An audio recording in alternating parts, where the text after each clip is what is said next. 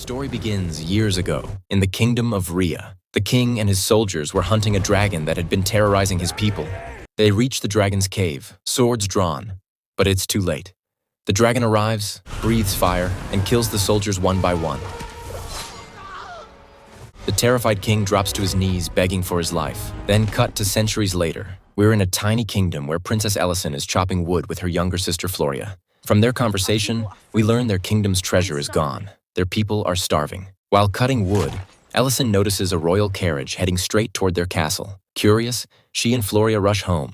Along the way, they see villagers abandoning the kingdom, famine and poverty forcing people to leave. Then Alicent hands her sack of wood to a shopkeeper, asking him to distribute it to the people, then heads to see her father, King Hector. Inside the palace, she sees a mysterious woman speaking to her parents. It's the same woman from the royal carriage. She spots Alicent, smiles and compliments her beauty, then hands King Hector a letter saying, "I'll wait for your answer."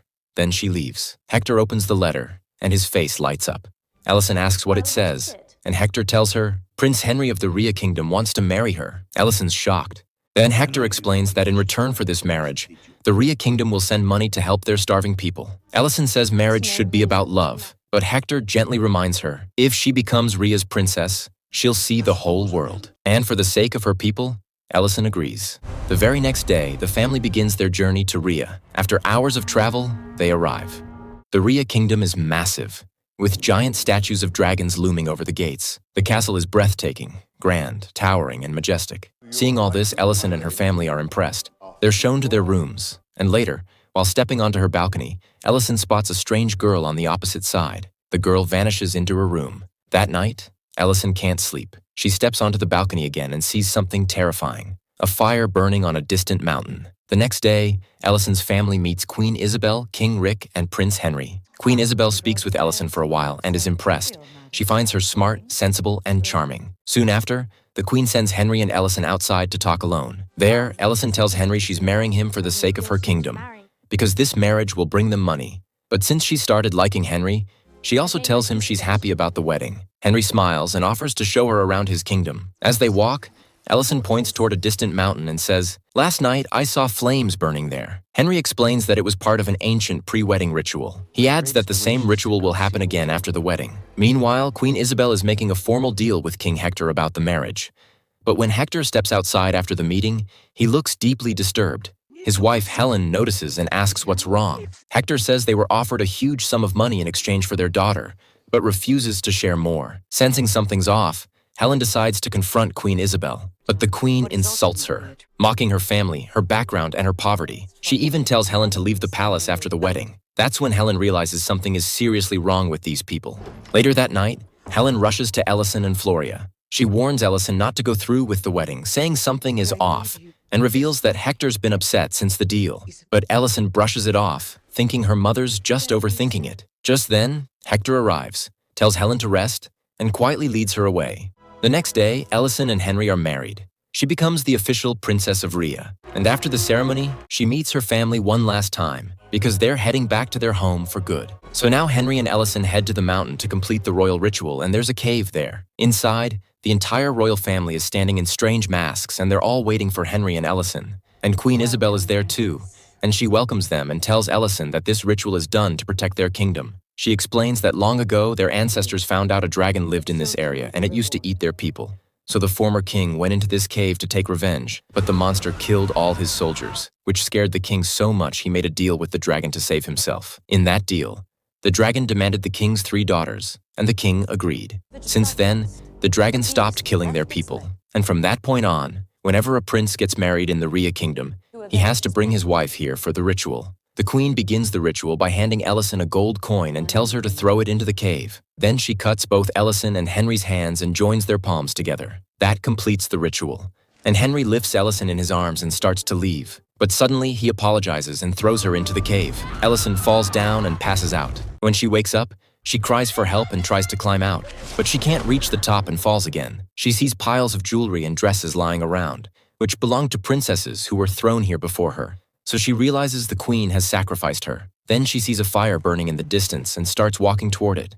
She finds a bunch of bats that are horribly burned and dying, and seeing so many of them suffer makes her feel terrible.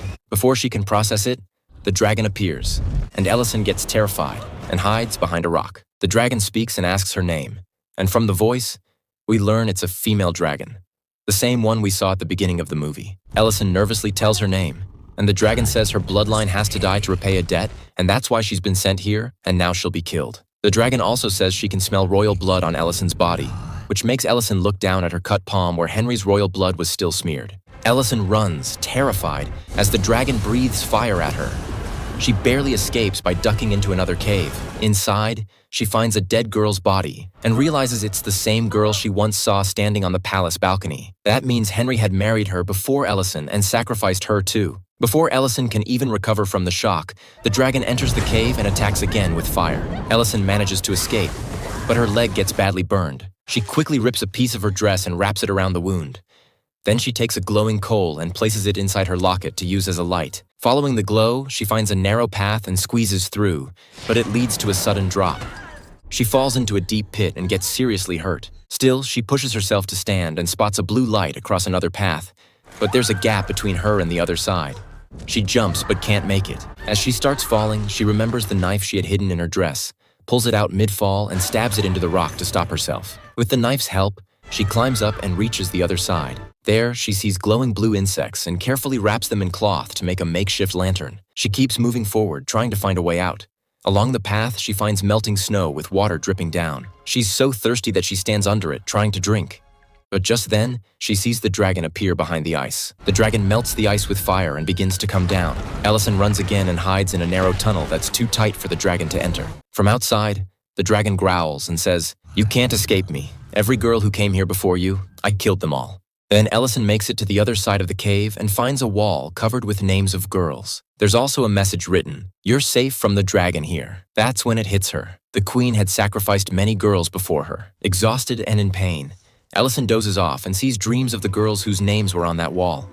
She wakes up in panic and notices the glowing blue insects sitting on her burned leg. She quickly tries to brush them off until she realizes her wound has completely healed.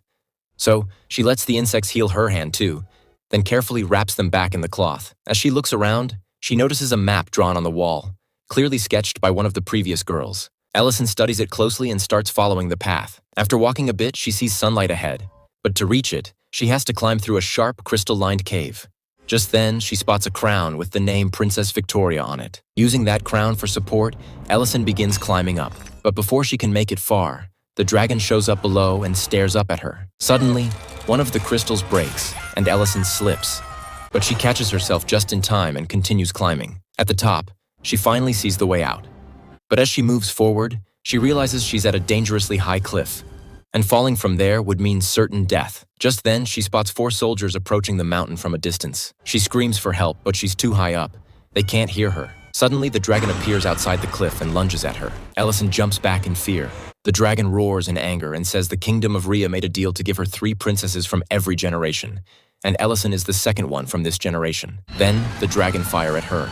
But right at that moment, someone enters the dragon's cave and starts shouting Ellison's name. Hearing this, the dragon stops and turns back toward the cave. It's Ellison's father. He's come with 3 men to rescue her. Meanwhile, Ellison makes her way back into the cave. As she moves deeper, she finds a pile of gold and the skeletons of 3 baby dragons. Looking at them, she realizes what really happened. Centuries ago when the king came here, he had those dragon babies killed. That's why the dragon went on a rampage and slaughtered all his soldiers. When the king begged for his life, the dragon made a deal.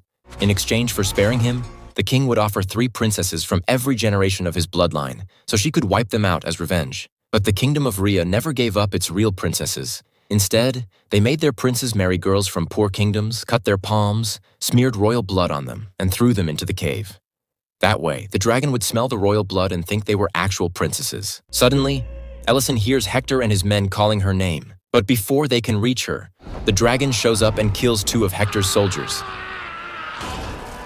Then she faces Hector and asks why he's come. Hector says, "I want my daughter back, and I'm not leaving without her." And he draws his sword at the dragon. Ellison hides behind a rock, watching everything. The dragon grabs Hector and says, "Your daughter is hiding here. I can smell her royal blood." She tells him to call Ellison out.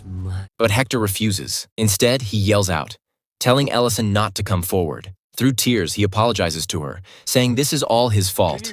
He made the deal that led to her marriage with Henry and her sacrifice. But he couldn't live with the guilt. so he came here to save her. The dragon kills Hector, and Ellison breaks down in tears. Hearing her cry, the dragon starts moving toward her. But just then, the last soldier tries to run, and the dragon turns away to go after him. Then Ellison rushes to her dying father. Hector, with his last breath, tells her, "Helen and Floria are waiting for you at the ship. You have to get out of here no matter what." And then he dies in her arms, leaving Ellison heartbroken. Just then, Ellison notices the rope her father used, so she grabs it and starts climbing up. Meanwhile, the dragon kills the last soldier and comes back, spotting Ellison. She breathes fire at her, but Ellison narrowly dodges it and scrambles out of the cave. She finds her father's horse and rides off fast. But the dragon bursts out of the cave and chases after her, so Ellison jumps off the horse and hides under a rock. The dragon flies over, sees the horse running, and blasts it with fire, burning it alive. But when she can't spot Ellison anywhere, she gets furious and sets an entire mountain on fire. Back at the castle, Queen Isabel sees the mountain burning and instantly realizes Ellison escaped the cave. To calm the dragon's rage, she decides to sacrifice Ellison's sister, Floria. She and her guards go to the ship and capture Floria, stabbing Helen in the process and leaving her badly injured. Then the queen drags Floria away. The next morning, Ellison crawls out from under the rocks and finds Helen barely alive. Helen tells her that Queen Isabel is planning to give Floria to the dragon. Ellison doesn't waste a second and runs straight toward the cave to save her sister. Inside, the queen is about to cut Floria's hand for the ritual, but Henry steps in and refuses. So the queen slices Floria's palm and mixes her own blood with it, then throws her into the cave. The dragon takes Floria and waits, because she knows Ellison will come to rescue her. Soon enough, Ellison enters the cave. She gathers broken weapons from the ground and sets up a trap. Then she walks to the spot where her father's body lies, picks up his sword, and marches toward the dragon. The dragon, standing over her dead babies, says, "They took your life too, and now I'll destroy every last one of them." Just then, Ellison's trap drops and makes a loud noise, pulling the dragon's attention. Ellison uses that chance to reach Floria, lifts her up, and starts running. But just then, the dragon returns and sees Ellison. Ellison tells her they've both been lied to, that she's not a princess of Rhea, and these people aren't her ancestors. But the dragon doesn't listen and blasts fire at her. So Ellison jams her sword into the dragon's mouth and dives into the water. Her hand gets severely burned from the flames. The dragon grabs her, digs a claw into her stomach, and wounds her badly. But Ellison quickly stabs a knife into the dragon's eye, blinding it. Furious, the dragon charges at her, so Ellison grabs her father's sword and plunges it deep into the dragon's chest. Just then, she spots a rock where the wind is bouncing back, and an idea hits her. She stands near the rock, and when the dragon unleashes fire again, Ellison jumps aside. The fire rebounds off the rock and blasts back at the dragon, burning her badly. Ellison shows the wound on her palm and says every girl who came here had the same scar, because the queen mixed royal blood into their cuts so the dragon would smell royalty and kill them. She says, "I know they killed your children, but you killed innocent girls too." The dragon replies, "Then kill me." But Ellison doesn't. Instead, she takes out the blue healing bugs and drops them on the dragon. They crawl over her wounds and slowly heal her completely. Later, Ellison arrives at the palace where Henry is marrying a third princess. She warns the girl to run if she wants to live, then tells everyone in the hall to escape while they still can. Queen Isabel gets furious and says, "Just because you survived the dragon doesn't mean we're afraid of you." Before Ellison can respond, the dragon bursts in and burns the entire royal family and the whole palace. Sometime later, we see Ellison, Floria, and Helen returning home. They board a ship to leave the kingdom behind. And flying in the sky, right beside them, is the dragon, heading with them toward a new beginning. And with that, this amazing movie comes to an end.